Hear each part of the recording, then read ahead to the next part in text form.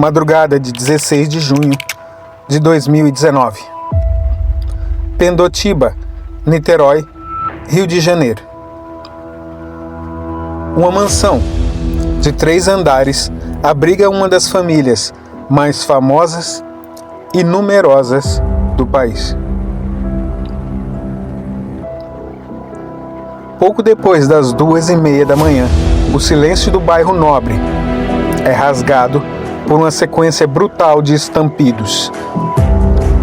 Mais de 30 tiros de pistola 9mm são disparados na garagem da casa.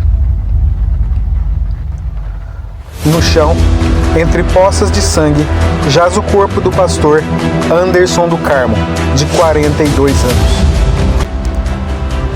Ele foi atingido na cabeça, no peito e de forma brutalmente cirúrgica na região pélvica.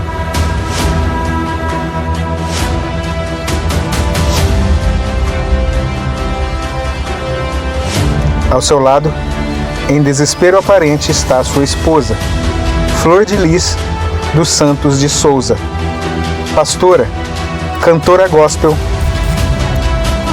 e a deputada federal mais votada do Rio de Janeiro. Diante das câmeras, poucas horas depois, as lágrimas de Flor de Lis comovem a nação. Ela clama por justiça, aponta para a crescente violência urbana do Rio de Janeiro e relata que o marido havia tentado defender a família de um assalto violento. Um latrocínio cometido por criminosos de rua. Mas para os detetives da Delegacia de Homicídios de Niterói, algo naquela cena de crime simplesmente não fazia sentido. Os cães de guarda da raça Rottweiler, conhecidos por sua agressividade, não emitiram um único latido. O portão eletrônico foi aberto por dentro e nenhum pertence de valor foi levado da mansão. O que o Brasil estava prestes a descobrir não era um crime urbano comum, mas sim o colapso sangrento de um império de fé degenerado.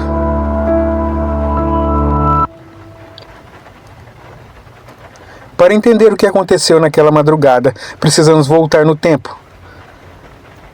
Década de 90, favela do Jacarezinho, uma das regiões mais pobres do Rio de Janeiro. É ali que Flor de Lis começa a construir sua lenda. Ela era uma professora primária, crente fervorosa, que decide tirar jovens do tráfico e da criminalidade através da adoção. Em 1994, um evento projeta para os holofotes nacionais a então professora Flor de Lis. 37 crianças haviam sobrevivido a uma chacina na central do Brasil. A história da mãe coragem que desafiou o sistema judiciário e a pobreza para dar um lar a dezenas de órfãos ganha as páginas dos jornais.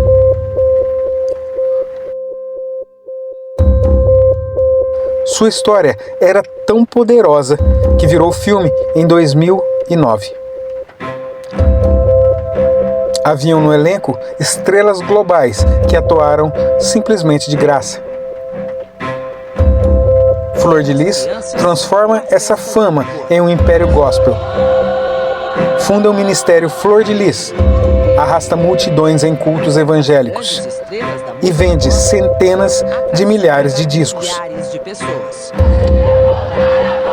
Em 2018, ela dá o passo definitivo rumo ao poder máximo. Se candidata a deputada federal e é eleita com quase 200 mil votos. Meu partido, PSD, como a quinta mais votada do Rio de Janeiro. Estou aqui conhecendo a casa, estou aqui conhecendo o ambiente, onde eu vou aprender muito. Estou aqui para defender a família, estou aqui para ser a voz dos menos favorecidos do meu estado, defender o direito da criança, o direito da vida. Eu sou a favor da vida e quem fala pelo direito de nascer. Então serei euzinha, mais uma voz aqui para falar sobre o direito de nascer e lutar por todos os princípios da família cristã.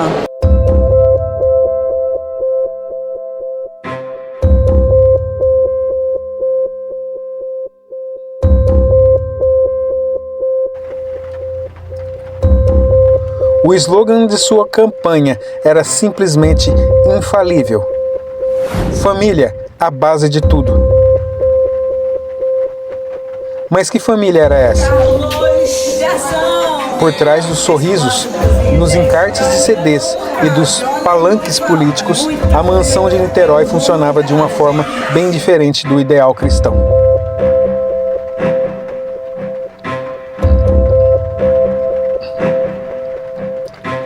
À medida que os investigadores da Polícia Civil começam a mapear os moradores daquela mansão onde viviam mais de 50 pessoas, a árvore genealógica da família revelou conexões perturbadoras. E a figura central dessa estranheza era a própria vítima, o pastor Anderson do Carmo.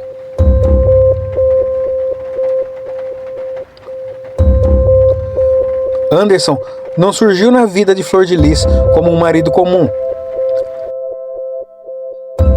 Ele entrou naquela casa no início dos anos 90, ainda na adolescência.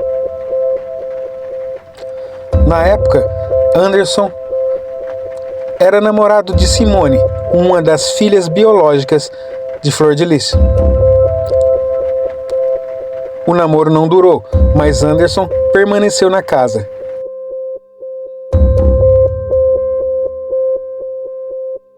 Ele foi acolhido por Flor de Lis, legalmente, e foi registrado como seu filho adotivo. Sim, você ouviu correto. O homem que foi executado na garagem como marido de Flor de Lis havia sido anos antes, oficialmente, seu filho no papel.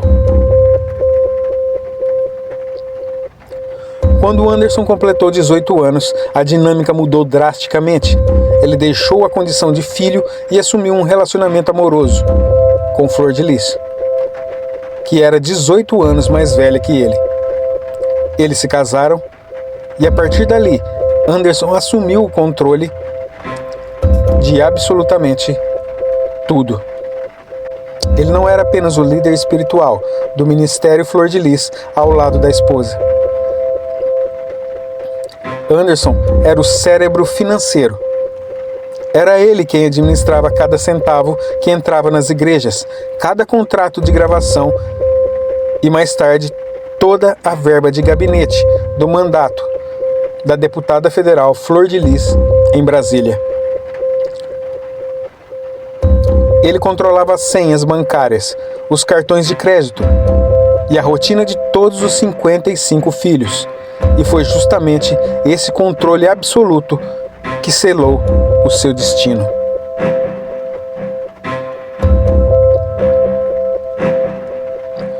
A investigação policial, liderada pela delegada Bárbara Lomba e pelo delegado Alan Duarte, interceptou milhares de mensagens nos celulares apreendidos da família. E o que aquelas mensagens revelaram chocou até os policiais mais experientes. A execução a tiros na garagem não havia sido o primeiro plano para dar fim à vida de Anderson do Carmo. Ele vinha sendo caçado dentro da própria casa há pelo menos um ano.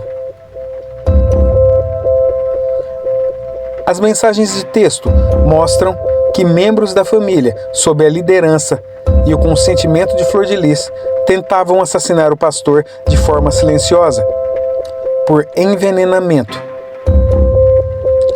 Veneno de rato e arsênico eram misturados deliberadamente na comida de Anderson. O assassinato do pastor Anderson do Carmo em junho do ano passado.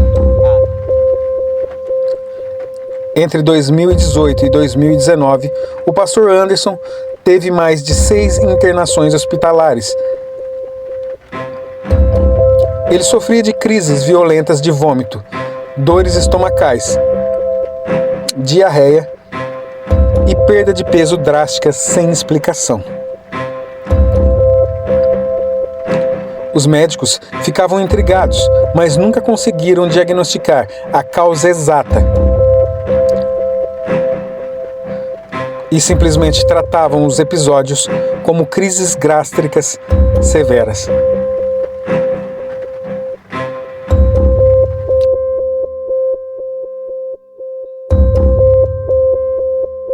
Em uma das mensagens mais aterradoras encontradas pela polícia, uma das filhas reclama com Flor de Lis que o negócio, referindo-se ao veneno, não estava fazendo efeito, pois o pastor parecia ter uma saúde de ferro. A resposta obtida indicava frustração, com orientações de aumento de dosagem. Mas como o arsênico falhou em silenciar o pastor, a conspiração familiar decidiu mudar radicalmente de estratégia. Se a química não funcionava, a força bruta resolveria.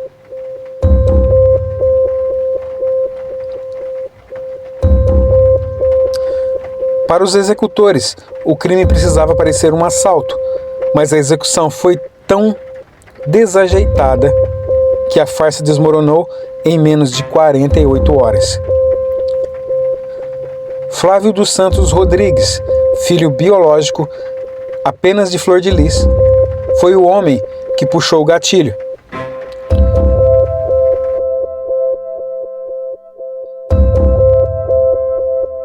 Ele disparou mais de 30 vezes contra o padrasto. Pouco depois, Lucas César dos Santos de Souza, um dos filhos adotivos, foi identificado como o responsável por comprar a pistola usada no assassinato. A quebra de sigilo telefônico foi a pá de cal na narrativa de assalto. Horas antes do crime, mensagens explícitas combinavam como Anderson seria emboscado. Teria que ser quando o casal voltasse de um jantar. O celular de Anderson desapareceu misteriosamente logo após o atentado. Testemunhas afirmam que ele foi jogado ao mar na região da Barra da Tijuca, numa clara tentativa de destruição de provas. Além disso, depoimentos de outros filhos que não faziam parte do complô revelaram as fechaduras daquela casa. Eles denunciaram um sistema de castas humilhante dentro da mansão. Enquanto os filhos biológicos e os adotivos favoritos de Flor de Lis comiam comida de primeira qualidade, tinham quartos confortáveis e acesso a todo o recurso financeiro, os outros filhos adotivos sofriam restrições alimentares severas, dormiam amontoados e faziam um trabalho pesado na manutenção da casa. Anderson era o executor dessas regras, atraindo o ódio profundo de vários ali dentro. Mas acima de todos eles, no comando dos fios daquelas marionetes de sangue, estava a pastora Flor de Lis. Por mais de um ano, Flor de Lis permaneceu em liberdade, protegida pelo manto da imunidade parlamentar. Ela não podia ser presa, a menos que fosse em flagrante por crime inafiançável. Ela continuou frequentando a Câmara dos Deputados em Brasília, usando uma tornozeleira eletrônica sob a calça. Uma imagem bizarra que rodou o mundo. questão de ordem, com fundamento no Em artigo agosto de 14 do Código de 2021, Ética, o plenário da decoro Câmara dos parlamentar. Deputados cassou o mandato de Hoje, Flor de Vossa Lis Excelência por quebra de decoro. Proferiu decisão da Previdência, da qual delimitou a tramitação. Flor de Lis, do PSD em Niterói, região metropolitana do Rio, os policiais da Delegacia de Homicídios apreenderam... Menos de 48 horas depois, sem o foro privilegiado, a Polícia Civil bateu à sua porta. Flor de Lis foi presa preventivamente. O julgamento definitivo aconteceu em novembro de 2022, no Tribunal do Júri de Niterói. Foram 6 dias de debates intensos, choros teatrais, acusações mútuas e revelações estarrecedoras sobre rituais religiosos secretos que misturavam práticas místicas e trocas de casais.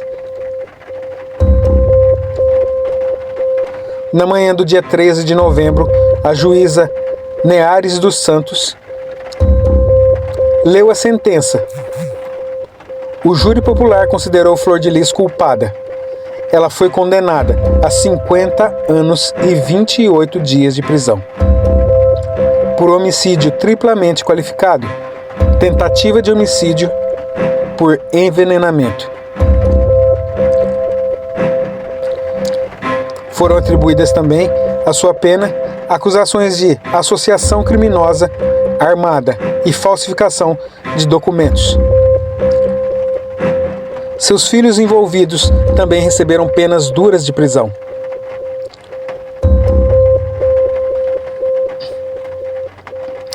A mulher, que outrora fora mãe da pátria, aplaudida por presidentes, reverenciada por fiéis e blindada pelo sucesso, agora ocupa uma cela comum no complexo penitenciário de Jericinó.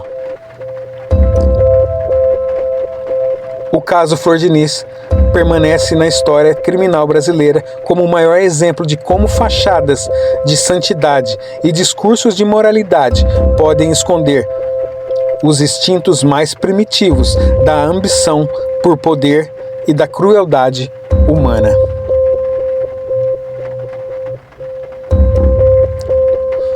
E você se lembra deste caso aterrador? Deixe aqui nos comentários o que você achou dessa situação bizarra. Se inscreva no canal e ative o sininho das notificações para se manter sempre a par de casos terríveis como esse.